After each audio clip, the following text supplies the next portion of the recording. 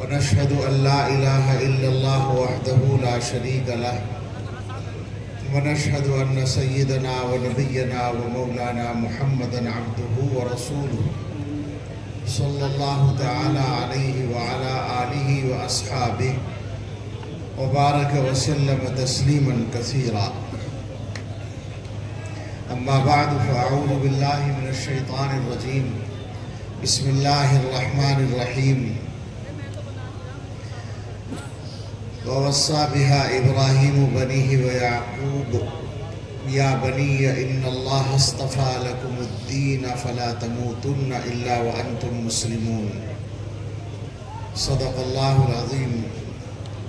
عن سفيان بن عبد الله رضي الله عنه قال قلت يا رسول الله قل لي في الإسلام قولا لا أسأل عنه أحدا غيرك قال قل آمنت بالله ثم استقم او كما قال علیہ الصلاۃ والسلام. میں کہہ رہا ہوں آواز کم کر دیں، ایکو بالکل بند کر دیں، آواز رکھیں بس. سبحان ربک رب العزت عما یصفون وسلام علی المرسلین والحمد للہ رب العالمین. اللہم صل علی سیدنا محمد وعلی آل سیدنا محمد مبارک وسلم. اللہ تعالیٰ کا شکر آپ کے ساتھ یہاں بیٹھنے اور حاضر ہونے کا موقع ملا، اور عزیز محترم جناب مولانا مفتی عطاء الرحمن صاحب اور ان کے والد گرامی کو مبارکباد. عظیم جلسہ ہوا آپ کا. حقیقت میں تو جلسہ آپ کا مغرب کے بعد اس وقت ہو گیا جب امیر الہند دامت برکاتہم تشریف لے آئے، اور اس کے بعد دوسرے علماء کے خطاب بھی ہو گئے. برادر مکرم مولانا حبیب اللہ مدنی صاحب کے خطاب کے دوران میں آیا. اب بیان کی گنجائش اور ضرورت دونوں ختم ہو چکی ہیں، لیکن ایک نظام ہوتا ہے تو اس کے مطابق آدمی پابند ہوتا ہے کہ کچھ کرے اور کہے. تو مختصراً دو تین باتیں. مسلمانوں کے مسائل میں اگر یہ طے کرنا ہو کہ سب سے بڑا مسئلہ یا سب سے بڑی ضرورت یا سب سے اہم معاملہ کیا ہے، اور اس کا فیصلہ کرنے کے لیے مسلمانوں میں جو بڑے دماغ ہوں دنیا بھر میں، ان سب کو جمع کر کے ان سے فیصلہ کرانے کی کوشش کی جائے، تو ہمیں یہ لگتا ہے کہ ایک بات پر ان کا اتفاق ہو جائے گا کہ مسائل تو بہت ہیں، لیکن سب سے بڑا مسئلہ ہے کہ ہم اور ہماری نسلیں ایمان پر قائم رہیں، ایمان پر جئیں اور ایمان پر مریں. مسائل اور بھی ہیں اور بہت سارے ہیں، اور ہر مسئلے کے حل کے لیے ہمیں محنت بھی کرنی ہے، کوشش بھی کرنی ہے. لیکن جو اصل مقصد ہے، جو اصل منشا ہے، جو اصل گویا ہماری ساری سرگرمیوں کا محور ہے، وہ یہی ہے کہ ہم دنیا میں جئیں مسلمان بن کر، اور دنیا سے جائیں مسلمان بن کر. ایمان پر جئیں، ایمان پر مریں، اسلام پر جئیں، ایمان پر مریں. یہ تو ہمارا مسئلہ ہے. دوسری طرف ایک دنیا ہے، دنیا کی طاقتیں ہیں، دنیا کی آبادی کا ایک بڑا حصہ ہے.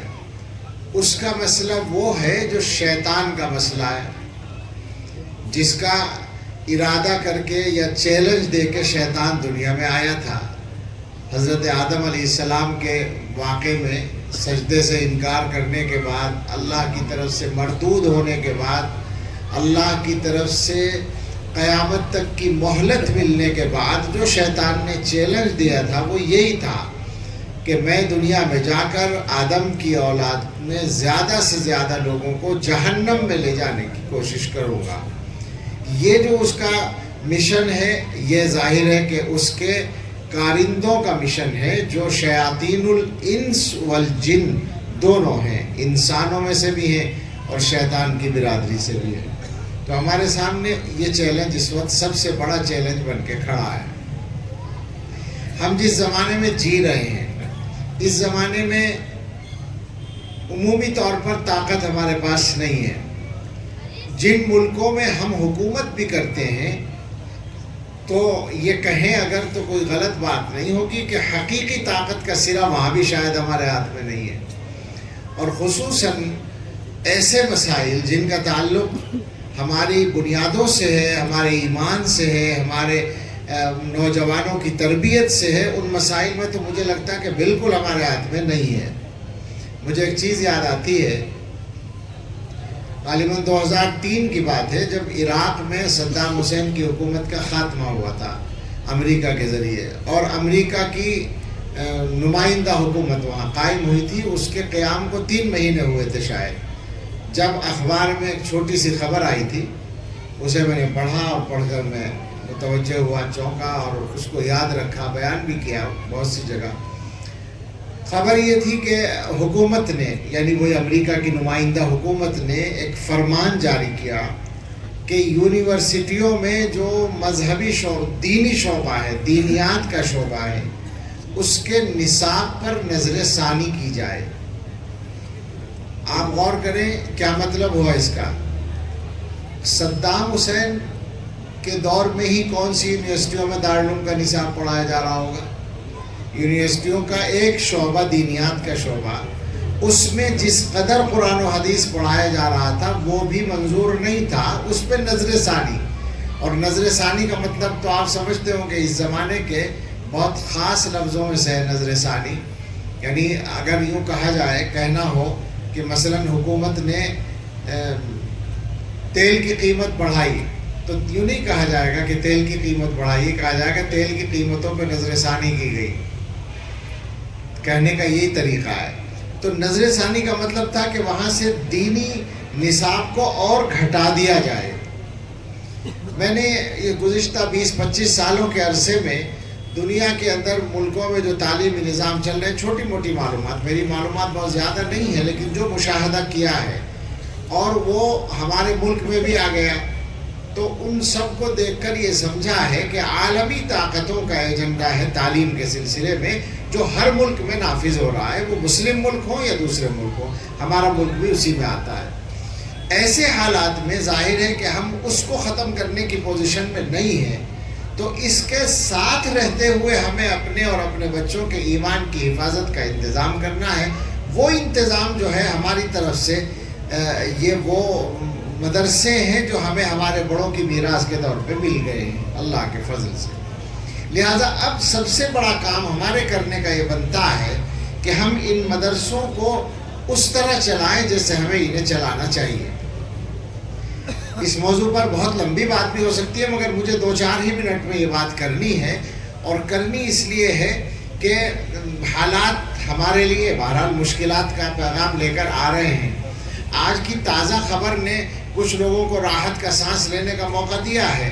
سپریم کورٹ نے جو یو پی مدرسہ بورڈ کے وجود کو آئینی مان لیا ہے، تو ٹھیک ہے، یہ ایک وقتی طور پر ہم کہہ سکتے ہیں کہ خوشائند خبر آئی ہے، لیکن وہ مسائل اس سے کم نہیں ہوتے جو مسائل مدرسوں کے لیے کھڑے ہوئے ہیں۔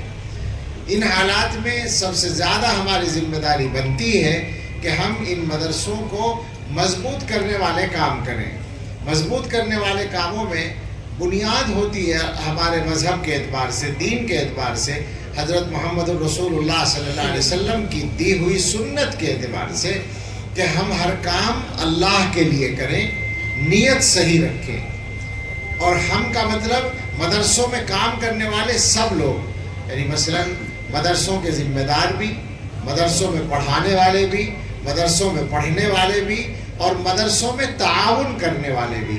کسی کے بھی سامنے ختم کرنا ہے، کسی کے بھی سامنے اللہ کی رضا کے علاوہ کوئی اور مقصد نہ ہو۔ خاص طور سے میں اپنے بچوں سے، جوانوں سے جو بڑی تعداد میں یہاں بھی موجود ہیں اور ہر جگہ رہتے ہیں، یہ کہوں گا کہ یہ عمر جو ہے، اس عمر میں آدمی کو نمایاں ہونا اچھا لگتا ہے۔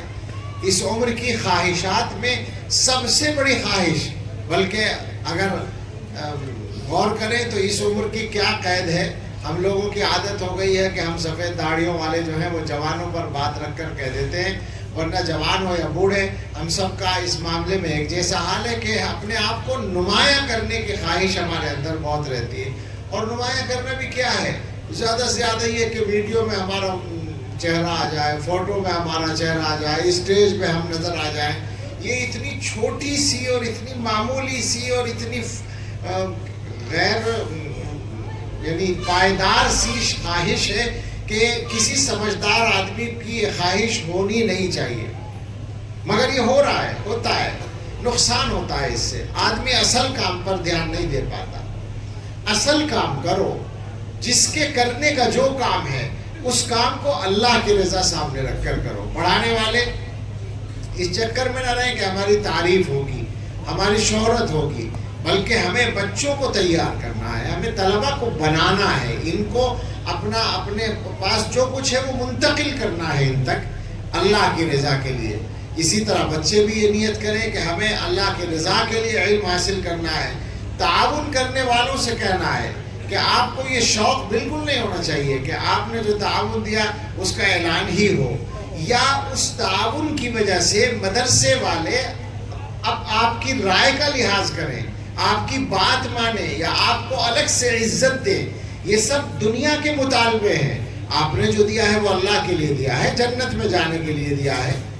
جتنی دنیا میں اغراض مل جائیں گی جنت میں جانا اتنا ہی کمزور ہو جائے گا۔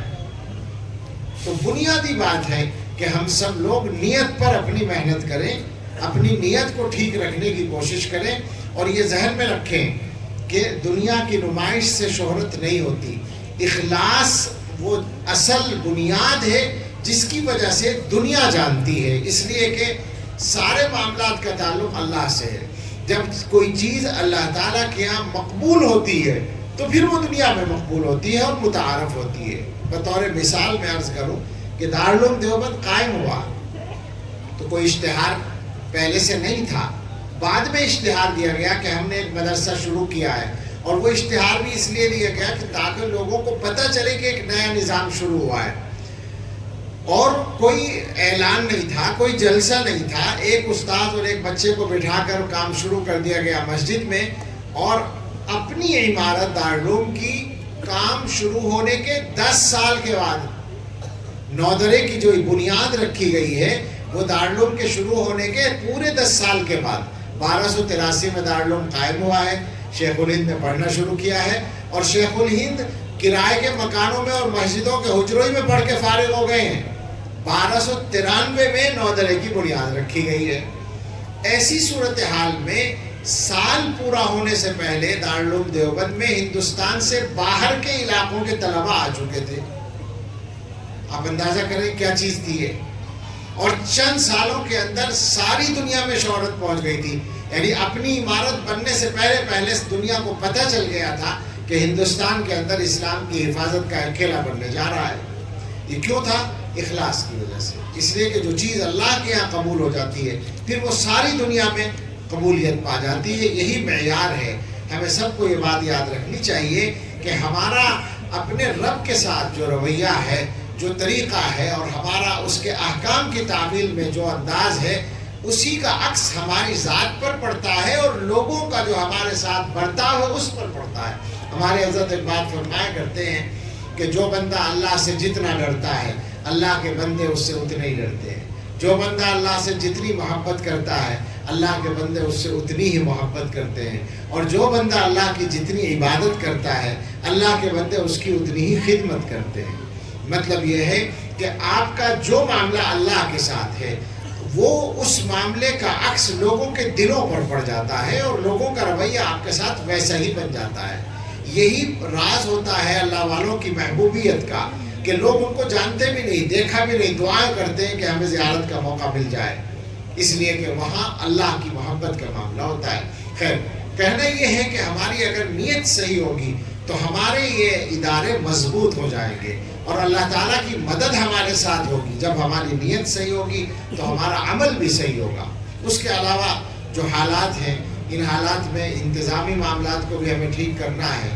اور بس بات ختم کرتے ہوئے وہ 2-3 باتیں ضرور کہہ دی جائیں جن کے بغیر آج کے ہندوستان میں کسی بھی گفتگو میں چارہ ہی نہیں ہے کہ ہم بات ختم کر دیں، اور وہ یہ ہے کہ ہم مسلمان اپنے گھروں کو دیکھیں اور اپنے حالات کو دیکھیں۔ 3-4 مصیبتیں ہیں جو سارے ملک میں آبادی میں اب تو یہ کہنے لگا ہوں، اس لیے کہ میں 6-7 سال سے ہندوستان کے کونے کونے میں جہاں بھی گیا ہوں، چھوٹے اور بڑے جلسے میں، چھوٹی یا بڑی آبادی میں، مسجدوں کے جلسوں میں یا مدرسوں کے جلسوں میں یا میدانوں میں، ہر جگہ میں نے عموماً تقریر کے دوران ہی یہ معلوم کیا یا الگ سے پوچھا ہے کہ یہاں کے حالات کیا ہیں۔ میں نے پوچھا ہے سودی قرضہ تو نہیں ہے آپ لوگوں کے یہاں؟ تو ابھی تک کوئی جگہ نہیں ملی جہاں پہ نہیں میں جواب مل گیا ہو۔ کشمیر سے لے کے کیرلا تک کی بات کر رہا ہوں، گجرات اور راجستھان سے لے کے تریپورہ اور آسام تک کی بات کر رہا ہوں، اور بیچ کے سارے علاقے اور ہمارے سارے اضلاع اور ان اضلاع کے چھوٹے بڑے گاؤں اور قصبے، سب جگہ کی بات میں کر رہا ہوں۔ اور اب تو میں یقین سے کہتا ہوں کہ مسلمانوں کی کوئی آبادی اس مصیبت سے خالی نہیں ہے کہ سودی قرضوں میں بندھے ہوئے ہیں، بندھے ہوئے ہیں۔ ایک حدیث سب کو معلوم ہے، اللہ کی لعنت ہے سود لینے والے پر بھی دینے والے پر بھی۔ حدیث پہ تو سب کا یقین ہے، جب اللہ کی لعنت ہے تو گھر کے حالات ٹھیک کیسے ہوں گے؟ رحمت کیسے آئے گی؟ گھر میں برکت کیسے آئے گی؟ بچے کیسے صحیح ہوں گے؟